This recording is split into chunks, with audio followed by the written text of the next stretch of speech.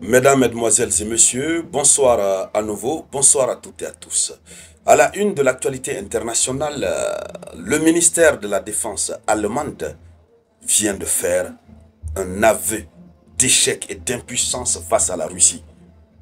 Une déclaration qui contredit les intentions du chancelier allemand Friedrich Merz, c'est-à-dire qui met de l'eau dans son vin.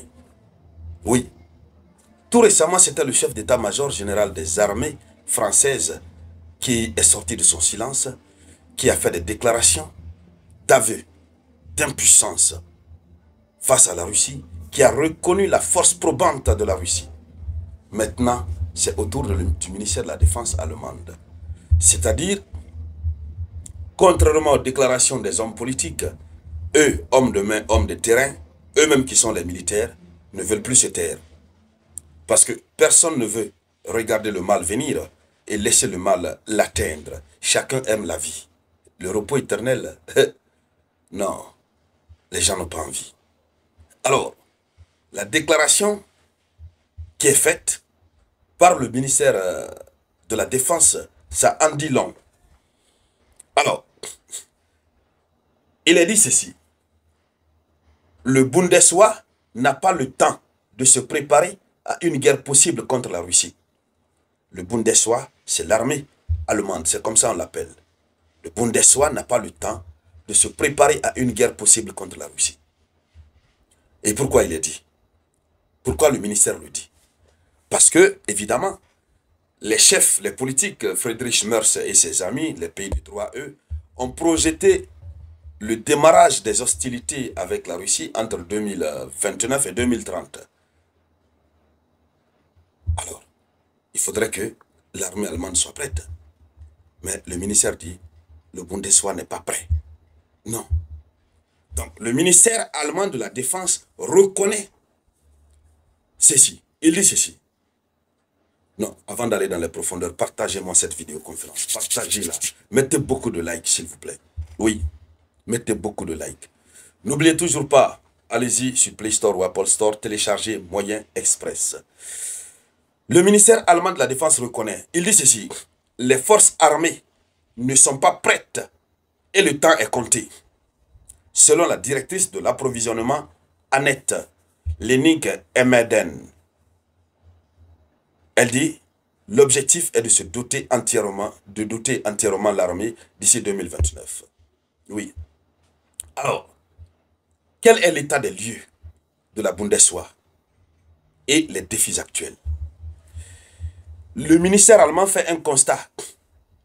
Et le constat est clair. Ils ne sont pas prêts. Ils ont évalué tout. L'armée allemande n'est pas prête. À l'instant, s'ils disent qu'ils vont entrer en guerre avec la Russie, l'armée allemande n'est pas prête. D'ici 2029, ils pourront être prêts. Leur malheur, c'est qu'ils déclarent leurs problèmes, leurs difficultés. Ils ne peuvent pas se taire là-dessus. Et avec ça, ils continuent de provoquer la Russie. Imaginez, la Russie entre en possession de toutes ces informations et que la Russie décide de les frapper. Illico dada, ces temps-ci. On ne le souhaite pas.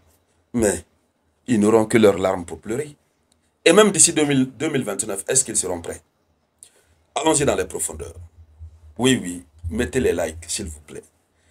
Alors, le premier constat, c'est le manque de matériel et d'équipement.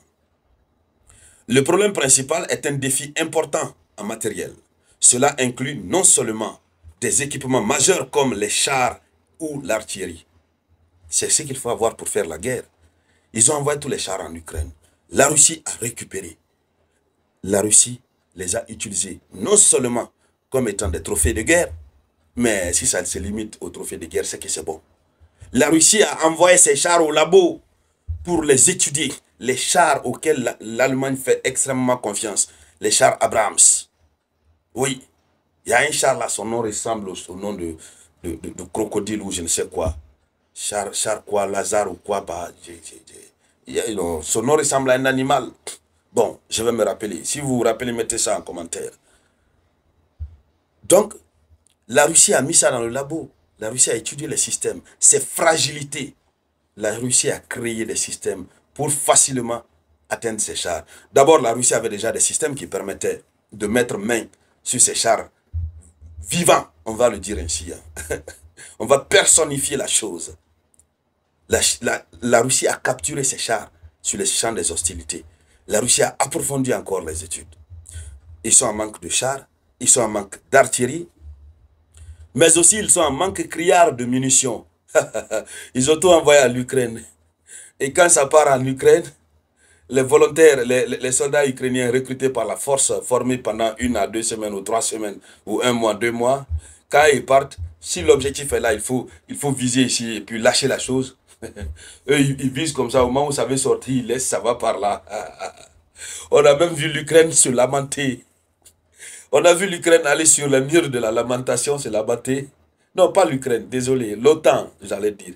L'OTAN s'est lamenté pour dire que les soldats ukrainiens gaspillaient les munitions qu'on les envoyait. Ils ne savent pas que ça coûte cher. Comment ils vont faire? Les gars ne sont pas habitués à la gonne, ils ne sont pas habitués à la chose. Ils visent bien la chose. Dès qu'ils ils appuient sur la gâchette, dès que ça commence à sortir, c'est lourd dans leurs mains.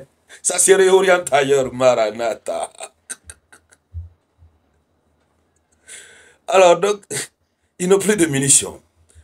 Alors, et ils n'ont pas aussi de pièces de rechange. Et même les équipements individuels pour les soldats, ils n'ont pas de pièces de rechange. Donc, c'est une difficulté sérieuse que l'armée allemande a. Mais si vous savez tout ça, là, pourquoi vous tapez la poitrine devant quelqu'un? Vous vous tapez la poitrine devant quelqu'un qui a fait 3 ans de guerre. Il ne se fatigue pas. Ses munitions ne finissent pas. Et lui, chez lui, ses usines produisent à une fréquence inarrêtable. Ils ont doublé la fréquence de production. Mais en Allemagne, il faut se conformer aux règles de l'OTAN. Il y a des quantités qu'il faut produire pendant un certain nombre de périodes. Tout ça, ça prend le temps. Donc, alors, des données, des sous-investissements et une focalisation sur des missions de maintien de la paix plutôt que sur la défense territoriale ont conduit à cet état de fait. Donc, le ministère justifie pourquoi la chute de leur équipement, munitions et tout ça. Donc, l'objectif de la directrice de l'approvisionnement, elle veut que l'armée soit dotée entièrement d'ici 2019. Ah, ça montre l'ampleur du défi. C'est un défi très grand, parce que cela implique des commandes massives et une accélération drastique des processus d'acquisition. D'abord, quand ils lancent la commande, les usines doivent produire rapidement et il faut mettre en place des procédures rapides d'acquisition. C'est pourquoi le chancelier allemand, le gouvernement a mis 100 milliards d'euros à la disposition de l'armée, mais le problème, on a des problèmes de délai de livraison et des capacités industrielles qui les bloquent.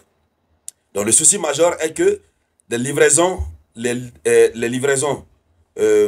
patinent et que l'industrie de la défense ne parvient pas à suivre le rythme. Les livraisons s'attardent toujours. La production d'armement et d'équipements militaires demande du temps, des ressources et une chaîne d'approvisionnement robuste, ce qui est difficile à mobiliser rapidement après des années de réduction de capacité. C'est ça. Et c'est ce que la Russie, elle a anticipé. Donc, ça ne va pas. L'armée allemande n'est pas du tout prête. Ça, c'est un aveu. Maintenant, il revient à la Russie de jouer. En tout cas, on va continuer de suivre. Tout ce qui va découler, on reviendra en parler ici sur la tribune d'éveil des consciences. Alors, mesdames, mesdemoiselles,